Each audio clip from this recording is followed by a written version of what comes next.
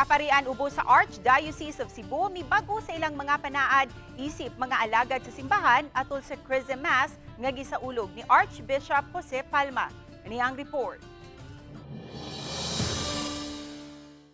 Alas 9 sa buntag gisaulog ang Chrism Mass sa Cebu Metropolitan Cathedral. Gipanguluhan ang kasaulugan ni Cebu Archbishop Jose Palma uban ang duha ka auxiliary bishops ug duha usab ka retired bishops. Mitambong ang kaparian ubos sa Archdiocese sa Sugbo sa gipahigayon nga seremonyas. Diin gibenisyonan sa arsobispo ang lana sa Krismo nga gisulod sa gold-plated nga sudlanan. Ang Santa Lana gibahin-bahin sa mga parokya nga mao'y gamiton alang sa balaang kalihukan sa simbahan sama sa pagbunyag, anointing o pagdihog. Importante ang kahulugan niini nga tanan nga magtutuo gidihugan sa Krisma una pinagi sa bunyag o ang mga pari nga giordinahan, ang mga bispo pinagi sa Krisma nakadawat kining importante nga pagpakita gugma sa Dios.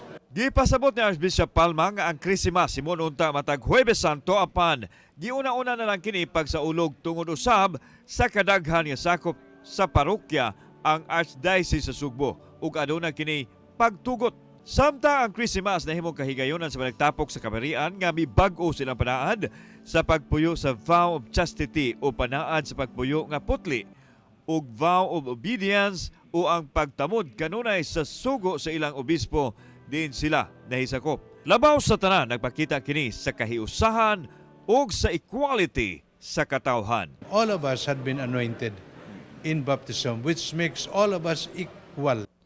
Kauban si Clover Lumayag, ako si Alan Domingo. Balitang Bisdak.